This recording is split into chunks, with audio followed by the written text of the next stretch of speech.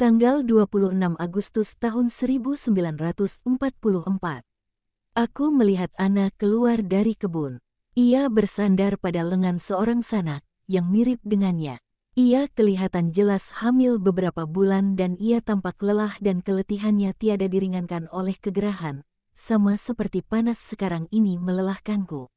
Meskipun kebun itu cukup teduh, tapi sangat panas dan tertutup. Udara seolah bisa diiris seperti adonan hangat yang lembut, sangat berat. Terik matahari turun dari langit biru yang tak berbelas kasihan dan ada debu-debu yang membuat atmosfer agak sedikit suram. Pastilah cuaca kering telah berlangsung cukup lama, sebab di mana tak ada irigasi, maka tanah sungguh habis nyaris menjadi debu putih yang sangat halus. Di udara terbuka, bayangan putih ini berwarna sedikit merah muda, sementara ia berwarna coklat merah gelap di bawah pepohonan, di mana tanahnya lembab. Begitu pula tanahnya lembab sepanjang petak-petak kecil, di mana sayur mayur tumbuh, dan di sekelilingnya semak-semak mawar, melati dan bunga-bunga lain, hingga ke permulaan ladang-ladang. Yang sekarang gundul dari panenan, rerumputan padang, yang menandai batas hak milik, kering dan kurus. Hanya pada tepinya, di mana terdapat pagar dari tanaman hutan liar, yang sudah sepenuhnya bertahtakan buah-buah kecilnya yang merah delima, rumputnya lebih hijau dan gemuk. Ada beberapa ekor domba di dekatnya dengan seorang gembala muda mencari padang rumput dan tempat berteduh. Yoakim sedang bekerja di sekitar barisan-barisan pohon anggur dan pohon zaitun. Ada 2 orang laki-laki bersamanya, membantunya bekerja. Meski seorang yang lanjut usia, Yoakim tangkas dan bekerja penuh semangat. Mereka sedang membuka saluran-saluran kecil di ujung sebuah ladang guna mengalirkan air ke tanam-tanaman yang kering, dan air ini mengalir dengan menggelegak di antara rerumputan dan tanah kering. Alirannya membentuk pusaran-pusaran yang sesaat menyerupai sebuah kristal kekuningan dan saat berikutnya hanyalah lingkaran-lingkaran tanah basah. Sekeliling cabang-cabang anggur dan pohon-pohon zaitun yang sarat. Sepanjang pergola yang teduh, di bawah mana lebah-lebah keemasan berdengung, rakus akan gula dari anggur-anggur keemasan, Ana berjalan terlatih ke arah Yoakim, yang bergegas menemuinya begitu ia melihatnya. Kau datang sejauh ini, rumah sepanas oven, dan kau menderita karenanya. Satu-satunya penderitaan di saat-saat akhir ini adalah penderitaan seorang perempuan yang hamil. Penderitaan alami semuanya, manusia dan binatang. Jangan terlalu kepanasan, Yoakim. Air yang kita harapkan, begitu lama, dan selama 3 hari penuh ini tampak begitu dekat, masih belum datang dan negeri ini kering kerontang. Kita beruntung mempunyai sebuah sumber air yang begitu dekat dan begitu berlimpah airnya. Aku telah membuka saluran-saluran air. Itu sedikit melegakan tanam-tanaman yang daun-daunnya telah layu dan tertutup debu, sekedar cukup untuk mempertahankan mereka hidup. Andai saja hujan, Yoakim, dengan kerinduan seperti semua petani, memandang ke langit, sementara Ana, yang letih, menyejukkan diri dengan sebuah kipas yang tampaknya terbuat dari daun palma kering yang dijalin dengan benang warna-warni guna membuatnya kuat. Ia yang menyertai Ana menyela, di sana, dekat Hermon besar, muncul awan-awan yang berarak cepat. Ada angin utara, ia bisa menyegarkan dan mungkin mendatangkan hujan. Angin sepoi-sepoi telah bertiup selama 3 hari dan lalu menghilang ketika bulan muncul. Itu akan terjadi lagi, Yoakim berkecil hati. Marilah kita pulang, bahkan di sini orang sulit bernapas, dan bagaimanapun juga aku pikir lebih baik kita pulang, kata Ana, yang nampak merona lebih kekuningan dari biasanya, sebab pucat yang menghiasi wajahnya. Apakah kau sakit? Tidak, tapi aku dapat merasakan damai mendalam yang aku alami di bait Allah ketika aku dianugerahi rahmat, dan yang aku rasakan sekali lagi ketika aku tahu bahwa aku hamil. Seperti suatu ekstase, tidur manis tubuh sementara jiwa bersukacita dan menenangkan diri dalam suatu damai yang tak ada padanannya secara jasmani.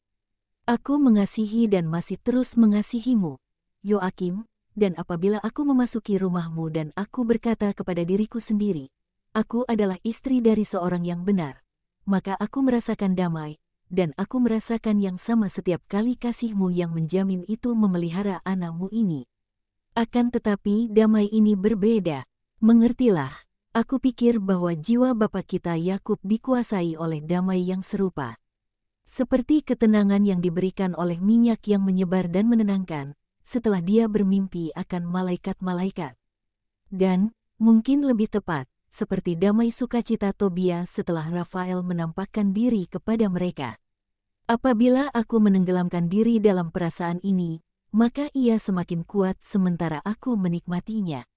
Seolah aku naik menuju relung-relung biru di langit. Dan lagi pula, aku tidak tahu alasannya. Namun semenjak aku merasakan sukacita damai ini dalam diriku, aku memiliki sebuah nyanyian dalam hatiku. Nyanyian Tobia tua. Aku pikir nyanyian itu dituliskan bagi saat ini. Bagi sukacita, bagi tanah Israel yang menerimanya, bagi pendosa Yerusalem dan yang kini diampuni. Namun janganlah menertawakan luapan kegembiraan seorang ibu. Tapi ketika aku mengatakan, bersyukurlah kepada Tuhan atas kekayaan-Mu dan berkatilah Allah segala abad, agar kiranya Ia membangun kembali tabernakel-Nya dalam dirimu. Aku pikir Ia yang akan membangun kembali tabernakel dari Allah yang benar di Yerusalem adalah yang satu ini yang akan segera dilahirkan. Dan aku juga berpikir bahwa takdir anakku telah dinubuatkan dan bukan nasib dari kota suci. Ketika nyanyian itu mengatakan, engkau akan bersinar dengan cahaya cemerlang, semua orang di dunia akan prostratio di hadapanmu, bangsa-bangsa akan datang membawa hadiah, mereka akan menyembah Tuhan dalam dirimu dan akan menganggap tanahmu suci, sebab dalam dirimu mereka menyerukan nama agung. Engkau akan berbahagia karena anak-anakmu, karena mereka semua akan diberkati dan mereka akan berkumpul dekat Tuhan. Diberkatilah mereka yang mengasihi-Mu dan bersukacita dalam damai-Mu. Dan akulah yang pertama bersukacita, ibundanya yang berbahagia. Ana berubah-ubah ronanya, ketika mengucapkan kata-kata ini dan ia menyala seperti sesuatu dibawa dari pucatnya cahaya bulan ke benderangnya api besar dan sebaliknya. Air mata manis, yang tak disadarinya, mengalir menuruni pipinya dan ia tersenyum dalam sukacitanya. Dan sementara itu ia mendekati rumah, berjalan di antara suaminya dan sanaknya, yang mendengarkan dan sangat tersentuh hatinya, mereka terdiam. Mereka bergegas sebab awan dihembus oleh suatu angin kencang, berarak melintas dan berkumpul di langit, sementara dataran menjadi gelap dan gemetar oleh peringatan akan datangnya badai. Ketika mereka tiba di ambang pintu rumah, kilatan murka halilintar yang pertama menyambar di langit dan bunyi gemuruh guntur yang pertama terdengar bagai gemuruh sebuah drum raksasa yang berpadu dengan arpegio tetesan-tetesan pertama hujan pada dedaunan yang kering.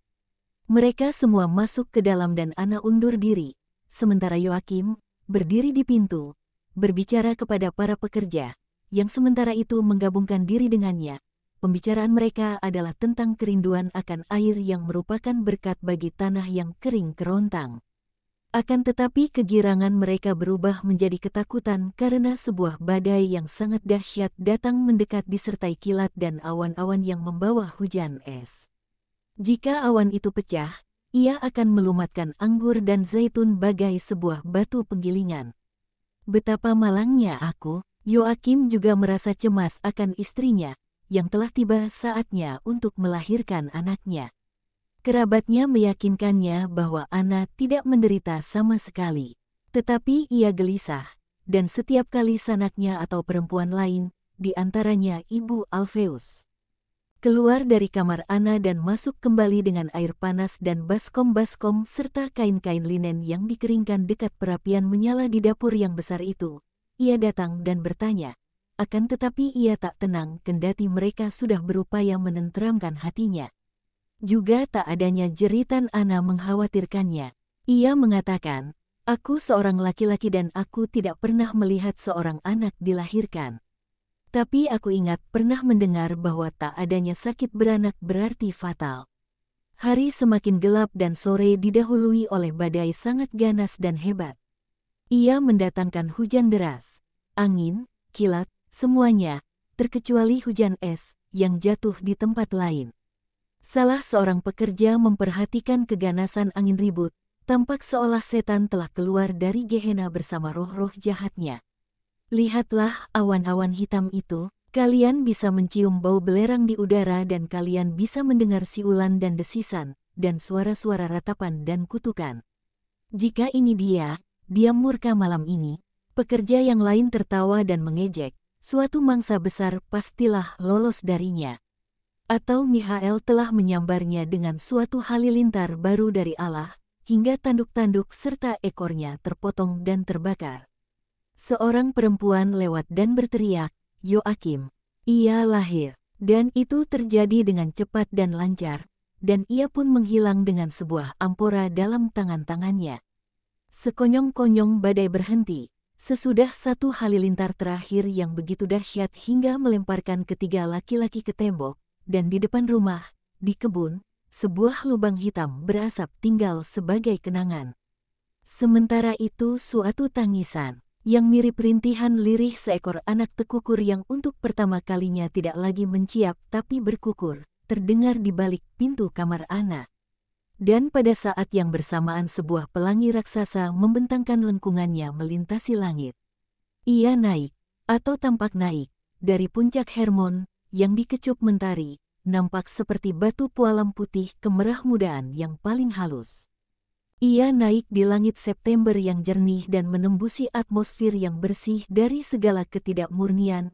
Ia melintas di atas bukit-bukit Galilea dan dataran yang terhampar ke selatan, dan di atas sebuah gunung lainnya, dan tampak beristirahat di ujung lain horizon yang jauh, di mana ia menghilang dari pandangan di balik barisan pegunungan yang tinggi. Kita belum pernah melihat yang seperti ini. Lihatlah, ia tampak menyelimuti seluruh tanah Israel dalam sebuah lingkaran. Dan lihatlah, telah ada sebuah bintang di langit sementara matahari masih belum terbenam. Betapa bintang yang luar biasa, ia bersinar bagai suatu intan raksasa. Dan bulan, di sana, adalah bulan purnama, 3 hari lebih awal. Tetapi lihatlah bagaimana ia bersinar. Para perempuan datang sangat gembira dengan seorang bayi mungil montok di bedung dalam kain linen polos. Itulah Maria, Bunda. Maria yang amat kecil mungil, yang bisa tidur dalam buayan seorang kanak-kanak. Maria, paling panjang, sepanjang satu lengan, dengan kepala mungil berwarna gading merah muda pucat. Bibirnya yang sangat mungil berwarna merah tua tidak lagi menangis namun dalam keadaan tindakan insting menyusu. Bibir-bibir itu begitu mungil hingga orang tak dapat mengerti bagaimana bibir-bibir itu akan dapat menghisap puting susu. Hidung kecilnya yang indah berada di antara dua pipi mungil yang bulat, dan ketika mereka membuatnya membuka matanya, dengan menggodanya, mereka melihat dua bagian kecil langit. 2 biji mata biru tanpa dosa yang terbuka namun tak dapat melihat, di antara bulu mata tipis berwarna terang. Juga rambutnya pada kepala mungilnya yang bulat berwarna pirang kemerah mudaan, seperti warna madu tertentu yang nyaris putih. Telinga-telinganya bagai 2 kerang kecil, transparan, sempurna. Tangan-tangannya yang mungil. Apakah gerangan 2 benda kecil itu yang menggapai-gapai di udara dan berhenti dalam mulutnya? Tergenggam, seperti sekarang. Mereka bagaikan 2 permata gading, terbuat dari gading merah muda dan batu pualam putih dengan 5 buah batu akik merah pucat sebagai kuku-kukunya. Bagaimanakah tangan-tangan yang sangat mungil itu akan dapat mengeringkan begitu banyak air mata? Dan kaki-kaki kecilnya, di manakah gerangan? Untuk sementara ini keduanya hanya menendang-nendang, tersembunyi dalam bedung linen. Akan tetapi sekarang sang sanak duduk dan membukanya. Oh, kaki-kaki yang mungil, panjangnya sekitar 4 cm. Masing-masing telapak adalah kerang karang, dengan ujungnya putih salju dan pembuluh darah berwarna biru. Jari-jari kakinya adalah mahakarya pahatan Liliput. Mereka juga dimahkotai dengan batu akik merah pucat berukuran kecil. Akan tetapi di manakah gerangan mereka akan mendapatkan sandal kecil, ketika kaki-kaki kecil bagai boneka itu akan melangkah untuk pertama kalinya, sandal yang cukup kecil agar pas dengan kaki yang begitu mungil? Dan bagaimanakah kaki-kaki kecil itu akan dapat menempuh perjalanan yang begitu jauh dan menanggung begitu banyak penderitaan di bawah salib? Akan tetapi hal itu untuk sementara ini tidak diketahui, dan penonton tersenyum dan tertawa melihat tendangan-tendangannya, melihat kaki-kakinya yang indah bentuknya, melihat paha kecilnya yang montok yang memperlihatkan kerutan-kerutan dan lingkaran-lingkaran, melihat perut mungilnya yang bagai piala terbalik, melihat dada mungilnya yang sempurna. Di bawah kulit dadanya, yang lembut seperti sutera terbaik, gerakan napasnya dapat terlihat dan degup jantung kecilnya dapat terdengar. Apabila, seperti yang dilakukan bapaknya yang berbahagia itu sekarang, orang mengecupkan bibirnya di sana untuk menciumnya. Ini adalah hati mungil terindah yang pernah dikenal dunia, satu-satunya hati tak berdosa seorang manusia. Dan punggungnya, mereka sekarang membalikkannya dan mereka dapat melihat lekukan ginjalnya dan lalu bahu montok dan tengkuk merah muda lehernya, yang begitu kuat hingga kepala mungil itu terangkat di atas lekukan tulang belakang yang mungil. Kepala itu tampak seperti kepala kecil seekor burung yang mengamati dunia baru yang dilihatnya. Ia, yang murni dan suci, memprotes dengan sebuah tangisan lirih dipertontonkan begitu rupa di hadapan mata begitu banyak orang. Ia, perawan sepenuhnya, kudus dan tak berdosa, yang tak seorang laki-laki akan pernah melihatnya telanjang lagi, mengajukan protes. Tutupilah kuntum bunga lili ini yang tiada akan pernah dibuka di dunia dan yang masih tetap kuntum, akan menghasilkan bunganya, yang bahkan terlebih indah dari dirinya sendiri. Hanya di surga lili dari Allah Tritunggal ini akan membuka semua helaian bunganya. Sebab di sana, tak ada setitik kesalahan pun yang enggan mencemarkan ketakberdosaannya. Sebab di sana Allah Tritunggal akan disambut, di hadapan seluruh surga, Allah Tritunggal yang segera dalam beberapa tahun, tersembunyi dalam hati yang tak bercela, akan ada dalam dirinya, Bapa, Putra, Mempelai. Ini dia lagi. Dalam balutan kain linen, dalam pelukan bapa duniawinya, yang mirip dengannya. Bukan saat itu, sekarang ia masih seorang bayi mungil manusia. Yang aku maksud adalah ia akan menjadi mirip dengannya ketika ia telah tumbuh menjadi seorang perempuan dewasa. Ia tak memiliki sesuatu yang mirip dengan bundanya. Ia memiliki warna kulit bapaknya dan mata dan pasti juga rambutnya. Rambut Yoakim sekarang putih. Tapi ketika ia masih muda pastilah rambut itu berwarna terang, seperti yang dapat dikatakan orang dari alis matanya.